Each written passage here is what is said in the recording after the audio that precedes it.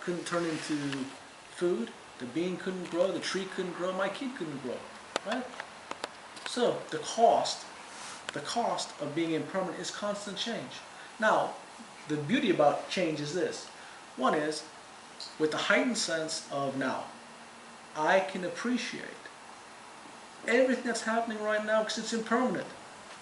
This is the only life I got, okay, and I'm spending it with you guys, right? My life's tick, tick, tick, and I'm choosing to be here, right? Maybe I can do something else, maybe do something more proactive, right? But I'm choosing to spend it with here. It's very important to me, right? But it's impermanent.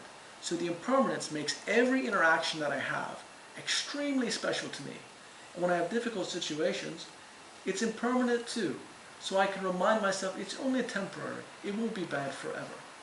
And it allows me to see the beauty in life, because if it's just a smile, somebody opened the door, the kid giving you a hug, something little becomes like miracles everywhere. So instead of looking for like Moses or somebody to like move mountains, right? We're talking about miracles are happening every day, but you don't see it because you're looking for the wrong kind of miracles. And in impermanence, the miracles are constantly happening. And the ability to see the bad things that happen, they're temporary too.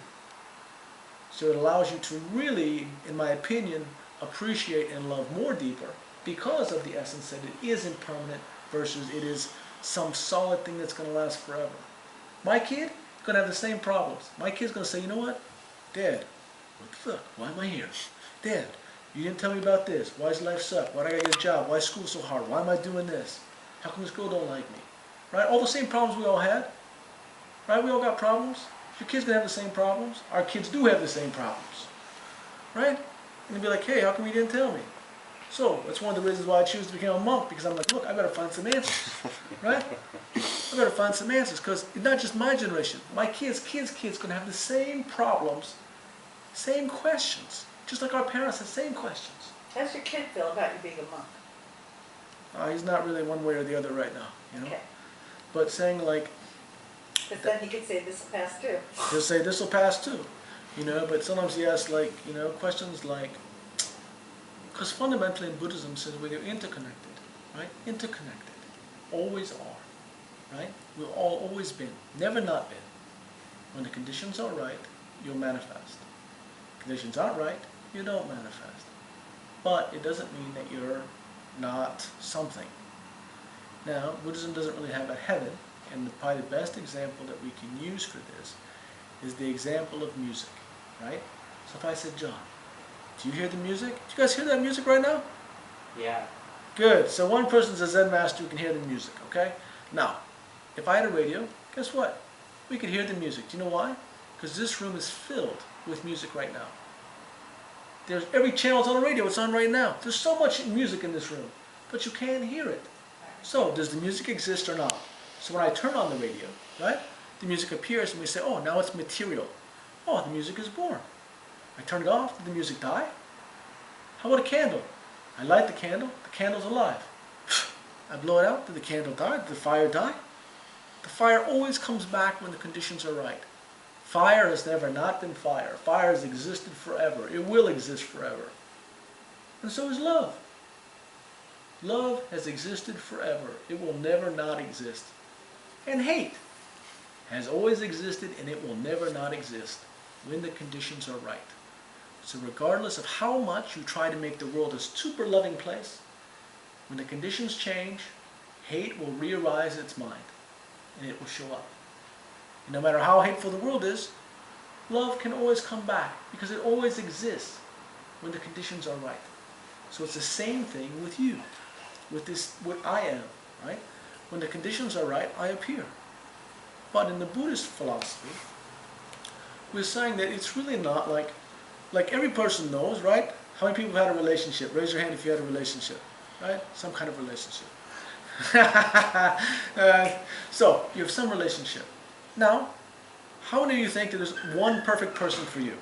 Or could there possibly be a lot of people that might be pretty good for you? You've had different chances, you have different relationships with different people.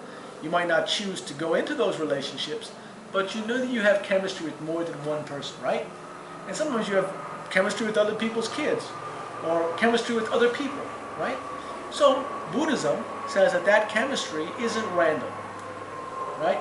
My chemistry comes from we are continuously, all of us who are alive right now, we're continuously traveling together.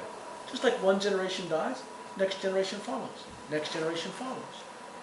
So it says, everybody who's alive on this earth at this time, we've been traveling together for a long, long, long time. In saying, what are we doing? We're changing partners. We're changing partners. My son, he's not always my son. He's my son in this lifetime. And I love him, I care for him, I don't want anybody to touch him, right? Nothing bad to happen to him. But I also know that in the relationship we have, because the love is so strong, if I were to get killed right now, he probably would try and find me as a father and I'd try and find him as a son in another life, right? It'll come that way. You can't cut that bond of love, right? But at some point, what happens if me and my son have a falling out? My son hates my guts. Do you think that my son is looking for me to find me in heaven, to be reborn with me again? No. Maybe he finds somebody else who feels like a father, the kind of father he wants to have, not the father he's got. So the relationship changes. And this is kind of like this is not a true idea, but saying that the relationships can change. Like if you ever had somebody who feels like a second father to you, like a second mother, right? And you're like, hey, they feel just like that kind of special something. Why is that? So Buddhism says that the relationship could always, not always changing, but sometimes the relationship can change. So the other day, my son said to me, he said, hey, if your mom didn't have me, would I still be born in the world? Oh, good question, son. Right? That's kind of deep. I wasn't quite ready to say I'm not your daddy, but, you know, but yeah, fundamentally, I would say, yes, son, you know, I'm your father in this life. I love him so much. It means everything. I'll probably be his father in the next life, next life, next life. Probably been his father for a long, long time. Because our relationship is very good, really close. But the relationship can always change. That doesn't mean that they're going to be born to somebody else or some other kind of tie. But saying that all of us, we travel in kind of certain circles. So, saying that, you know, you have an ex-wife, guess what? She'll show up in your next life too. She won't be too far away. Just like now, I can't really get away from, you know, North Jersey. I run into people all the time who I met 10 years ago. I met this person who knows this person who knows this person. So it's kind of like networking, right? So the net doesn't really change. The players kind of do-si-do and switch in and out. But we always kind of travel together. So this idea, right, that blood is thicker than water, Buddhism says no. That's an idea, but that's not a clear idea. That's not the correct idea. The correct idea is that you and I have been together. We've all been together at some point. We will continue to be together and are never not together. But it feels like, without the right mindset, it feels like we're all separate. And saying that you're you, and I'm me. Right? And I can do things to you and you can do things to me. That's true. So Buddhism is teaching that there's different levels of truth. Right? Instead of saying like, what we want to say is like, truth looks like this.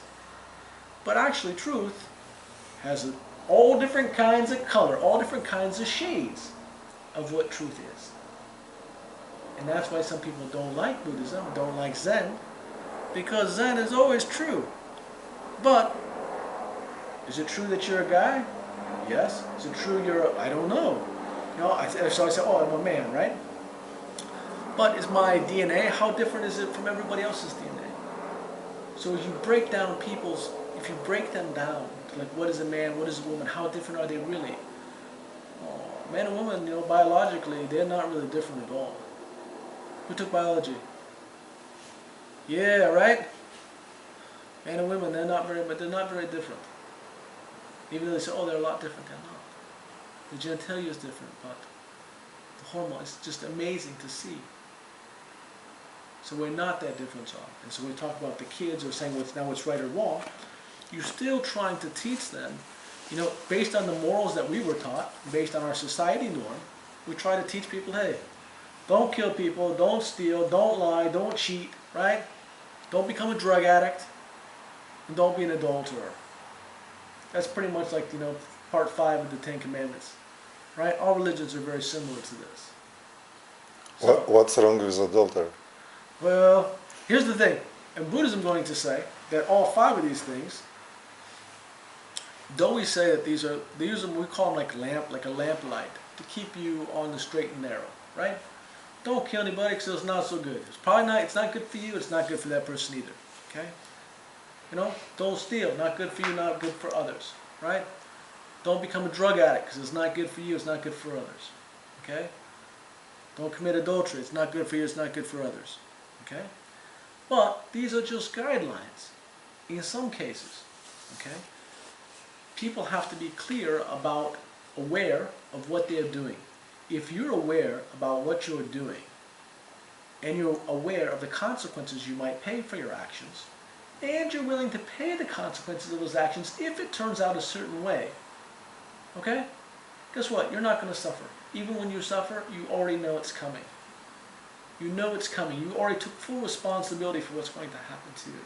So, somebody who goes into the military, right, and says, listen, I know that I might have to kill somebody. I take responsibility for that action. I'll pay the consequences of that action. I'll do it. Okay, that's it. They're going to pay the consequences, mental consequences, whatever consequences they have, but it has nothing to do with an outside force of